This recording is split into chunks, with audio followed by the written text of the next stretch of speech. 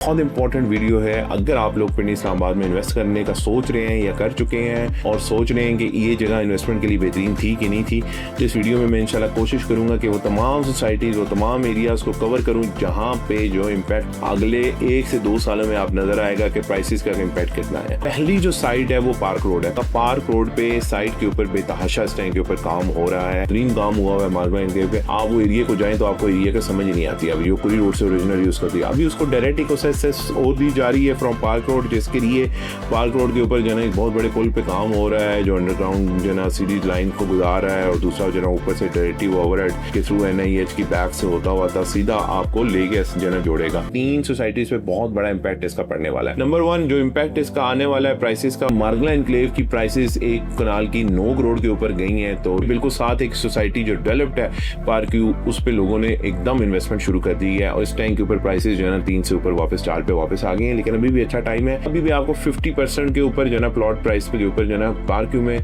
Ready plots मिल रहे हैं। इसके अलावा साथ ही इसके एक और सोसाइटी है जो बैरिया का हिस्सा है, बैरिया एनक्लेव, उस पर भी इम्पैक्ट इसका पड़ेगा और डेफिनेटली वहाँ पे भी प्राइसेस इसकी इंक्रीज करेंगी। थर्ड जो जगह है DHA का अपना एक और प्रोजेक्ट मार्गला ऑर्चर्ड। मार्गला ऑर्चर्ड में प्राइसेस उस तरह से अभी तक ऊपर नहीं गई जिस तरह मार्गला एनक्लेव में गई। जब मार्गला एनक्लेव में 9 करोड़ रुपए का प्लॉट पड़ेगा तो उसका इम्पैक्ट साथ वाली जो सोसाइटीज है उसके ऊपर जरूर पड़ेगा। इनमें रखें कि आपका जो मार्गला ऑर्चर्ड में इस टाइम के ऊपर इन्वेस्टमेंट है वो भी डेफिनेटली आपके लिए प्रॉफिटेबल होगी।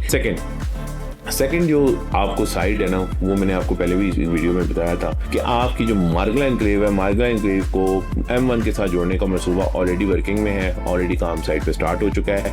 इसके इर्द गिर्द के अपने जो है साइट्स के ऊपर, लोकेशंस के ऊपर बाइंग और सेलिंग रोक दी गई थी, लेकिन अभी वो बाइंग और सेलिंग की इजाज़त वापस दे दी गई है। और सेक्टर्स की अगर बात करें तो D17, E817 और गुलशन ऐसे है, ये वो एरियाज हैं जिनको इम्पैक्ट आएगा। दूसरी साइड पर देखें तो B17 है इसका, जिसपे इम्पैक्ट आएगा, उसकी प्राइसेस बढ़ेंगी। सारे एरियाज हैं जो आपको इम्पैक्ट आएंगे। इसी बात करूं तो जो तीसरी इम्पैक्ट है वो रिंग रोड का है। रिंग रोड के ऊपर मैं ऑलरेडी तफसीली वीडियो बना चुका हूँ, वो आपको इस लिंक में नजर आ जाएगी, उसको जरूर देखिएगा, उसको आपको समझ आ जाएगी रिंग रोड के ऊपर कौन कौन सोसाइटीज है और वो ऑपरेशन होने की वजह से किन किन सोसाइटीज को बेनिफिट होगा। आपकी जो सोसाइटी है जिसको इम्पैक्ट आ रहा है वो है आपकी सैफरन सिटी। सैफरन सिटी के बाद आगे चलें तो आपके पास DHA का फेज 4 में RVN और RVS है जिसपे इम्पैक्ट आएगा। इसके बाद आपको रूडन के ऊपर इम्पैक्ट आएगा, आपका सिल्वर सिटी के ऊपर इम्पैक्ट आएगा, आपका फेस टाउन फेज 2 पे इम्पैक्ट आएगा, ब्लू वर्ल्ड के ऊपर इम्पैक्ट आएगा, कैपिटल स्मार्ट सिटी पे इम्पैक्ट आएगा, DHA फेज 9 पे इम्पैक्ट आएगा। ये सारी सोसाइटीज क्योंकि रिंग रोड से मुस्तफीद होंगी और डेफिनेटली यहाँ से इनका एग्जिट्स भी इनके साथ करीब इन सारी सोसाइटीज के ऊपर इसका इम्पैक्ट आएगा। पिंडी के बीच में आप देखें तो कल भी मेरे पास रात को कुछ लोग आए थे तो वो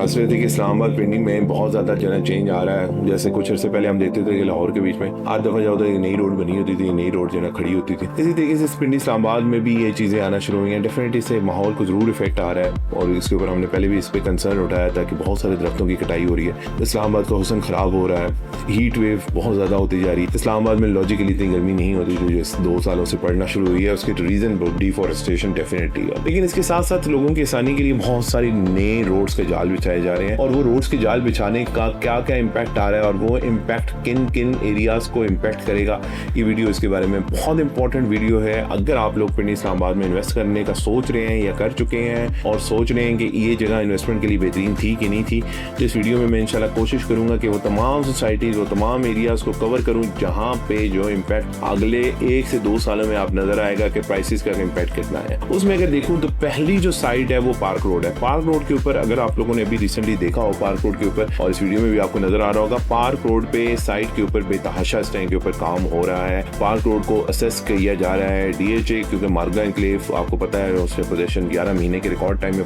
पोजीशन दी है। साइट के बेहतरीन काम हुआ है मार्गला एनक्लेव पे। आप वो एरिया को जाएं तो आपको एरिया का समझ नहीं आती। अभी जो कुरी रोड से ओरिजिनल यूज करती है, अभी उसको डायरेक्ट इकोसिस्टम और दी जा रही है फ्रॉम पार्क रोड, जिसके लिए पार्क रोड के ऊपर जो है एक बहुत बड़े पुल पे काम हो रहा है जो अंडरग्राउंड जो है सीधी लाइन को गुजार रहा है, और दूसरा जो है ऊपर से डायरेक्टिव ओवरहेड के थ्रू NIH की बैक से होता हुआ था सीधा आपको लेके जो है जोड़ेगा। इसकी जो है दूसरा एक और पोर्शन बनने का प्लान है, वो NARC के दरमियान में से गुजरता हुआ सीधा आपको हाईवे के साथ भी जोड़ने का उसका प्लान है। ये सारी चीजें अगर हो जाएंगी तो हाईवे से भी एक्सेस आपकी डायरेक्ट हो जाएगी मार्गला एनक्लेव की, और अभी जो डायरेक्ट एक्सेस है पार्क रोड से होगी।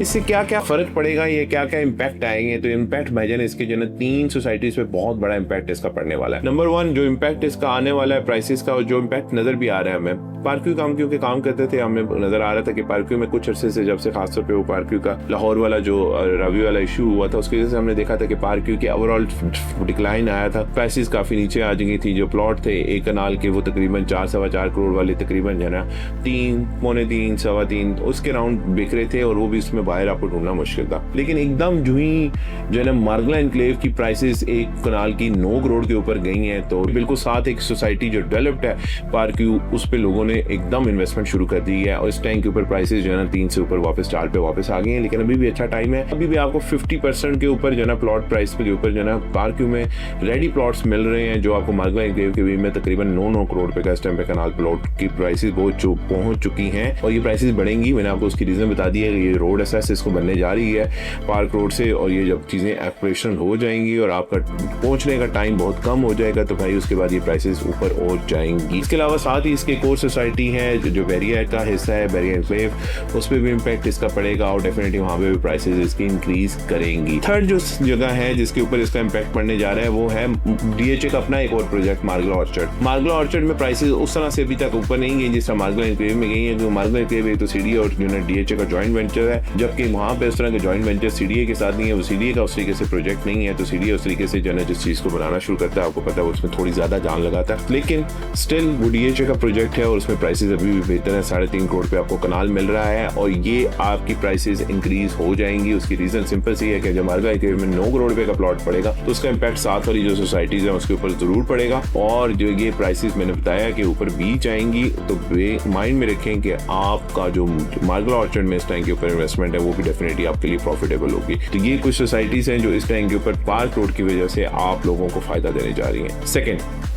सेकंड जो आपको साइड है ना, वो मैंने आपको पहले भी इस वीडियो में बताया था कि आपकी जो मार्गला एनक्लेव है, मार्गला एनक्लेव को M1 के साथ जोड़ने का मंसूबा ऑलरेडी वर्किंग में है, ऑलरेडी काम साइट पे स्टार्ट हो चुका है। इसके इर्द गिर्द के अपने जो है साइट्स के ऊपर, लोकेशंस के ऊपर बाइंग और सेलिंग रोक दी गई थी, लेकिन अभी वो बाइंग और सेलिंग की इजाजत वापस दे दी गई है। तो आप इसके इर्द गिर्द में जो एरियाज हैं, ओपन लैंड्स हैं, उनको आप बाइंग या सेल कर सकते हैं, जिसके बीच में आपको शाला देता है, सराय खरबूजा और ये वो सारा एरिया आता है। इसके अलावा सेक्टर्स की अगर बात करें तो D17, E817 और गुलशन ऐसे है, ये वो एरियाज हैं जिनको इम्पैक्ट आएगा। उस दूसरी साइड पे देखें तो B17 है इसका, जिसपे इम्पैक्ट आएगा, उसकी प्राइसेस बढ़ेंगी। तो ये सारे एरियाज हैं जो आपको इम्पैक्ट आएंगे। इसके अलावा अगर मैं आखिर तीसरी बात करूँ तो जो तीसरी इम्पैक्ट है वो रिंग रोड का है। रिंग रोड के ऊपर मैं ऑलरेडी तफसीली वीडियो बना चुका हूँ, वो आपको इस लिंक में नजर आ जाएगी, उसको जरूर देखिएगा, उसको आपको समझ आ जाएगी रिंग रोड के ऊपर कौन कौन सोसाइटीज हैं और वो ऑपरेशन होने की वजह से किन किन सोसाइटीज को बेनिफिट होगा। उसमें अगर स्टार्ट करें तो रवात से आपकी जो सोसाइटी है जिसको इम्पैक्ट आ रहा है वो है आपकी सैफरन सिटी। सैफरन सिटी के बाद आगे चलें तो आपके पास DHA का